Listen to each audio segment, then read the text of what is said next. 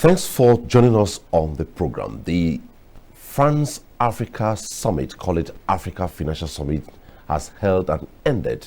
And the question is, what is there to interrogate? We heard syllables like rescue, New Deal for Africa, and we also heard that ahead of the summit, the African delegation from the various countries went with shopping list, huge shopping list from finances, name it, governance process, and what have you. So we shall be looking at that. Mr. President gave an address.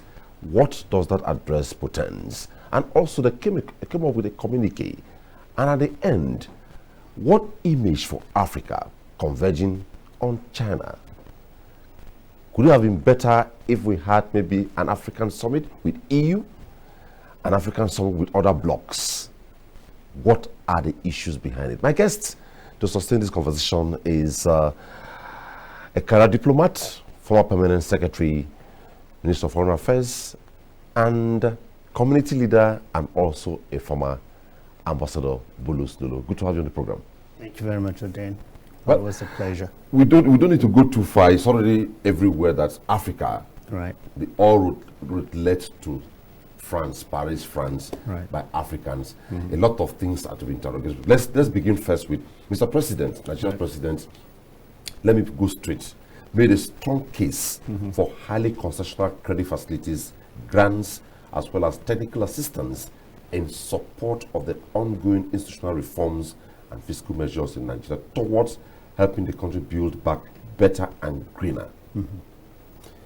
Better and greener sounds very good. And I'm glad that Mr. President was in Paris, where they discussed in the wake of the pandemic. And then his call for concessionary facilities, credit facilities, grants, and technical support is the usual call you are going to hear when Africa meets the West, as it was in Paris a few days ago. And this is not a new call. If you hear today the emphasis on greener and better, it's because we are looking at sustainability. And it's a clarion call by the world that we must respond to climate change because it is affecting all and sundry. But when you go asking as a continent that others should come and help you, and because you know too that you don't have that internal capacity to generate the resources that you need, either through the public or the private sector, or a combination of both, which is better, then you must fall back on a lending institution. And the call then for concessionary credit facilities is addressed at what? The World Bank, the IMF, and other lending bodies, multilateral bodies like the African Development Bank.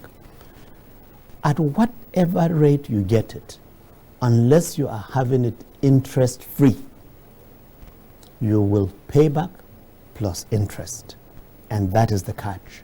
So you borrow today for tomorrow's needs. You have to take that into account. Grants, yes, a lot better because it's a grant. And then technical support. For me, I will underline this area of technical support because ultimately you'll be able to acquire the capacity and the capability to run on your own. But let's see what follows the summit in Paris. It's only a few days after, so it's too soon to say it was a success or a failure. He did not just talk about Nigeria. He went ahead to say Africa Financial Summit on the African economies, Nigeria and other African countries are presently facing liquidity constraints that are not only preventing effective response to COVID-19 crisis, but also hindering any progress towards recovery. Yes, because Africa as a continent went through a recession. For almost 2 decades, the entire continent was on the ascendancy. African economies were growing steadily and rapidly. In fact, with a country like Ethiopia hitting a number that was the envy of the world. But with COVID-19, things slowed down. From a continent that was growing, recession set in. And don't forget that not many of these countries today have the capacity to grow back soon, get back to where they were, and then meet their commitments to their people. And I'm sure if you followed the discussion in Paris, you would have heard the emphasis on national strategies. Now, but these national strategies may be in place. They may even be robust. But what about the means, as we used to say at the UN, of implementation? And it is this means of implementation that is the real catch. So making and helping Africa to grow back its economy is very much okay. But I thought the summit too should have emphasized the need for allowing Africa to have voice and representation in decision making, so that when it comes and becomes necessary for Africa or any African country to take those measures that address their peculiar needs, they will do so without fear of what? Abusing so-called debt sustainability threshold, so-called issues of running an economy against inflation. The debate on inflation is sometimes very funny to follow, because you can have a country with a high inflation rate but is still growing, and it would sustain that economy. But then they tell you, no, don't exceed this number because your budget and every other thing will suffer. I won't go into that technicality now. At the end of the summit, they had a 10-point communique, right? Now, before we take on that, let's take a listen to this report put together by Adebola Brookston Sunday on the 10-point communique at the end of the summit. Then we'll interrogate a few issues around it.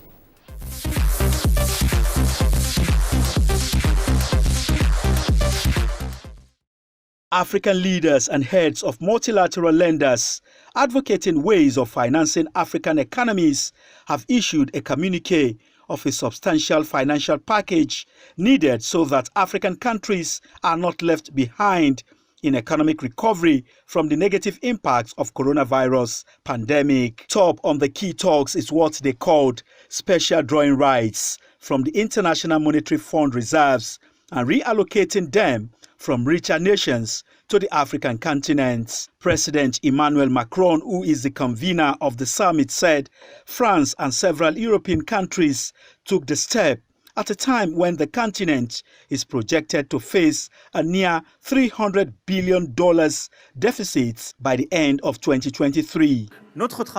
Our work in the coming weeks will be to convince others to make the same effort as France, starting of course with the United States of America. President Macky Sall of Senegal, who welcomed the plans as Africa is now building what it needs for all, which gives a ray of hope, while the International Monetary Fund's chief, Kristalina Georgieva, said Africa's economic outputs will increase by only 3.2% in 2021, compared with 6% in the rest of the world. Revenues are down, expenditures are up, and debt is high. Georgieva said IMF will come up with a new allocation proposal by August. Adebola, Brooksland Sunday.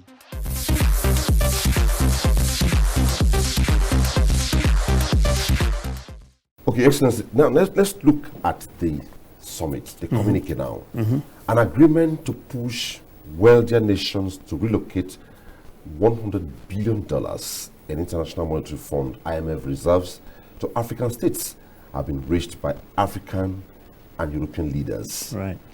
That formed the crux of the communique. So what do you make of this communique? Is it that this $100 billion it's is not free cash? money? No.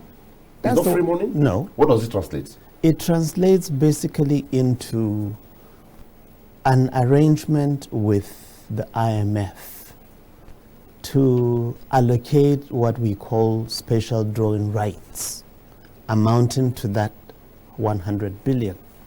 And what do you do with your special drawing rights?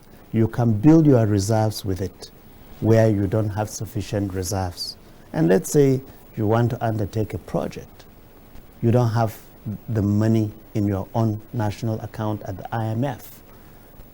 With your SDR, which is the acronym for Special Drawing Rights, you can convert that SDR as you would to your dollar. So how will you call it a reserve if it's something you're already drawing from somewhere? Yeah. That's the technicality. It is only an arrangement. Yes, the allocation would come to you free, but the use is not. The use of the special drawing right is not. It attracts an interest. As at the most recent that I saw on the SDR, I think the interest rate on it is 0.05, which is, in real sense, 5%. All right?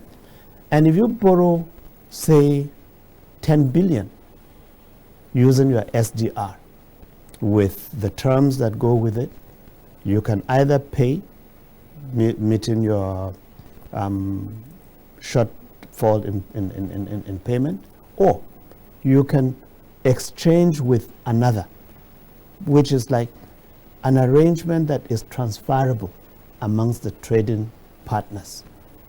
But for the avoidance of doubt, that is not free money. And we must not... But it sounds like free money on the streets. Yes, I'm glad you said on the streets, but not on the books. Okay, let's interrogate further. Now, Yeah. if from your analysis, Right. how then is it a new deal for Africa? New deal insofar as the quantum of the money that has been agreed, and equally the attitude of the powers that be. I would have loved the Paris summit to have been convened by the UN and not by France with a combination of other countries. Why? Because the absence of the UN as an international organization that represents and in its General Assembly has a universal membership will allow the ordinary person, that little country like Tuvalu that has how many? 3,000-4,000 people, but is a member of the UN. Niue, with equally a number that is less than 5,000 people making up the entire country. But if you sit in the General Assembly, the most powerful nation has the same vote as that tiny Tuvalu that I mentioned. But in this case, this was an initiative by France. Which is why I'm saying it would have had more weight, more meaning, more substance were it to be under the UN. And that's why the absence of the UN, for me, I see it, well, it's a very good initiative. Emmanuel Macron has brought the world to Paris, and his heart is limelight. Let me hope that out of Paris, we are going to see action on the ground. Now, out of Paris, we are going to see action on the ground. Let's say, okay, fine, Nigeria was there just like every African country, and all these largesse will come to the participants. Now, if they come from your vantage position, your expertise, if we tailor it well, will it add up to the economy? Yes, it will help in some way. Mind advocacy always will be and is right now.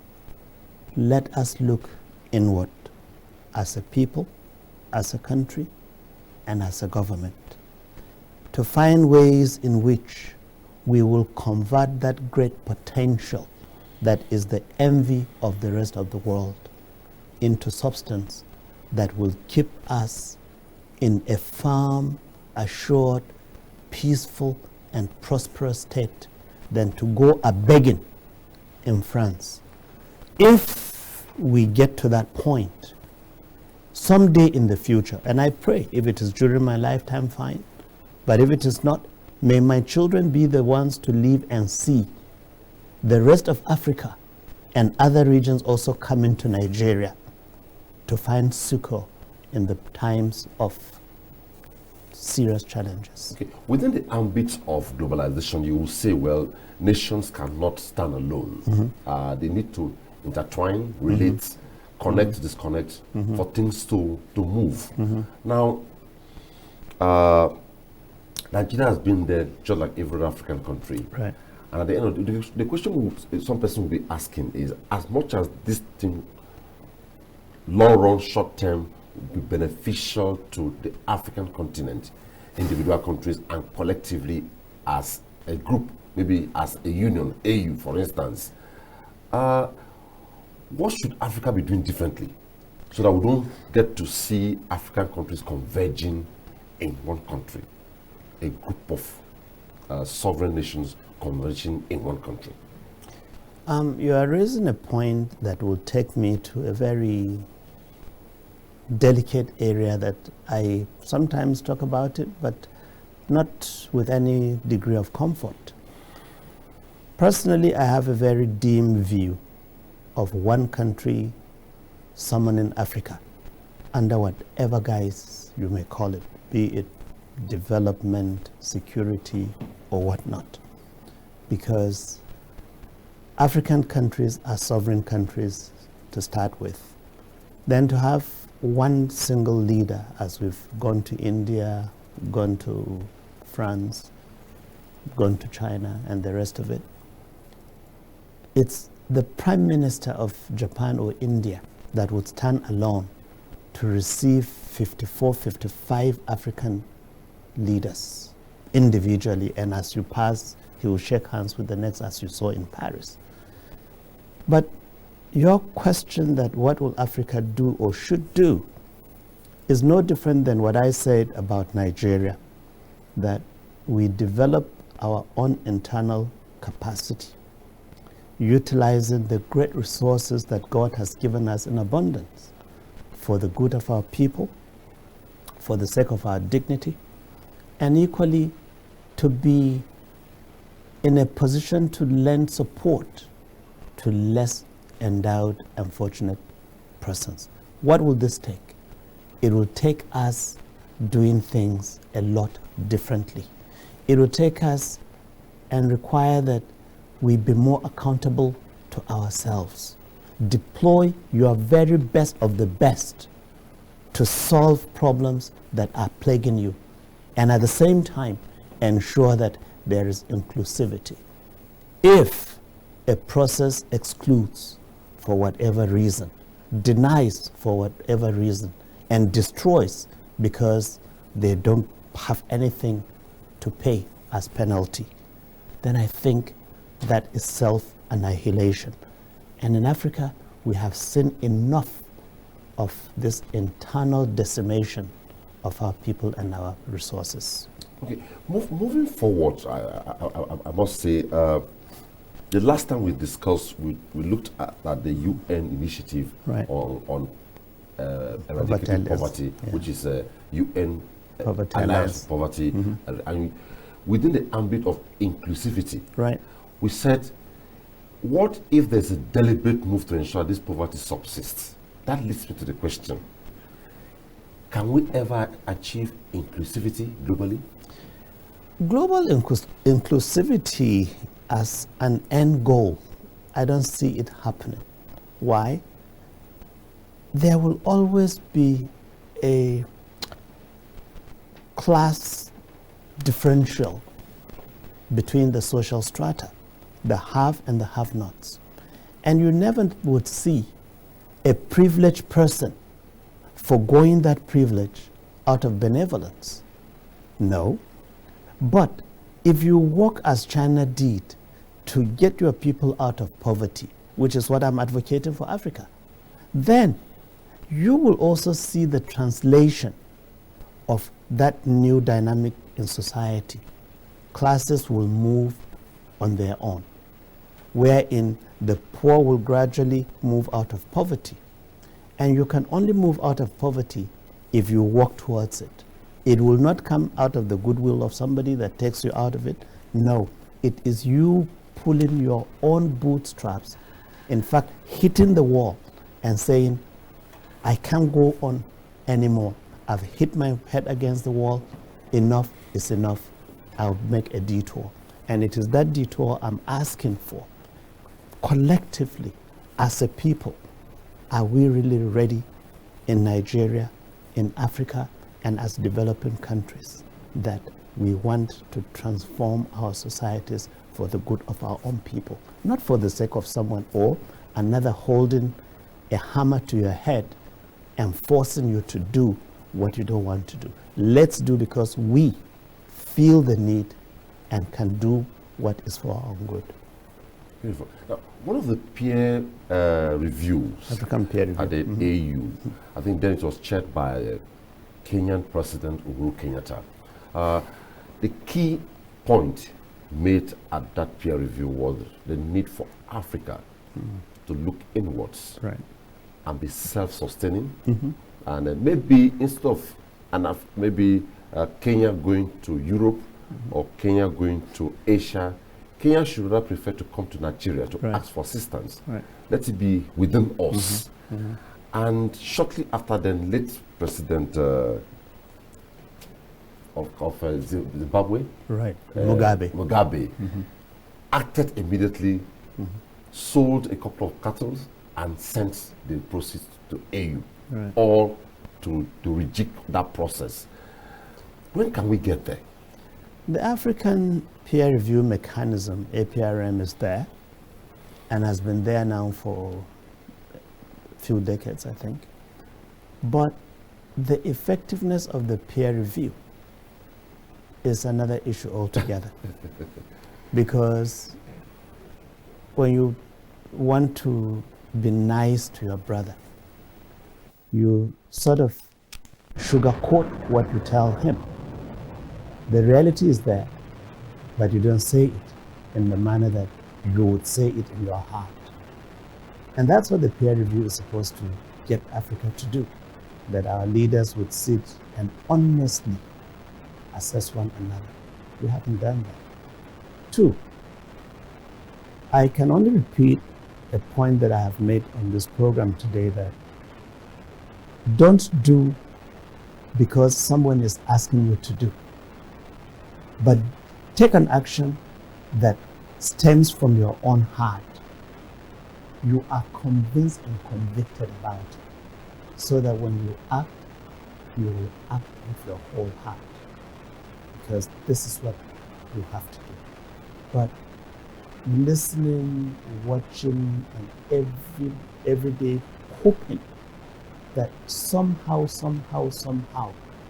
African leaders will wake up to this reality and lay the foundation for effective and durable transformation on the continent in every facet of our societies and countries, I think remains a far-fetched dream. We're yet to get there. Okay, we also got words like reinvention of Africa and others, but let's leave that. Let us interrogate very briefly before we wrap up, we'll round off. I know sometime we talked about after COP19 or COP16 or thereabout, we talked about it, and we talked about the exit of US, not signing the Paris Agreement on climate change, but eventually the US is back on it. So briefly, what hope for Africa now that a major emitter or major emitters like US and China have come to terms and agreed to sign the Paris Agreement on climate change? I mean, it would have been inconceivable for a President Biden, who was vice president under Obama when the Paris Agreement was signed in 2015, not to have brought the US back to the Paris Agreement. In fact, if you remember, he made that one of the planks in his campaign to be president in the United States.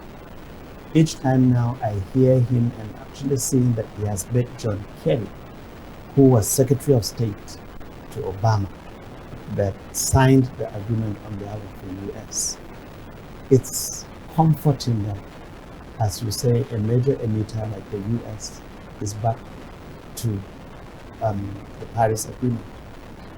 And climate change is an existential challenge that we are facing as humanity. We act today, we will survive tomorrow. But if we feel and continue to argue that there is no science, there is no evidence, and climate change is a hoax, as President Trump and his followers would say, then we may not even live to see the catastrophe that will follow global warming. The world is moving. Go to the Chad, go to places like Katsina and elsewhere, then you would know that indeed climate change is an existential threat. Okay. Your Excellency, Ambassador Bulus, Lolo, it was nice chatting with you. Thank you very much. Well, the hope is that the world is moving, and whatever are the issues, hope is not lost that sometime, someday, for what he has submitted on the program, that Africa, if the resources are pooled and channeled properly, mainstreamed and synergized, will surely get there. Thanks for watching.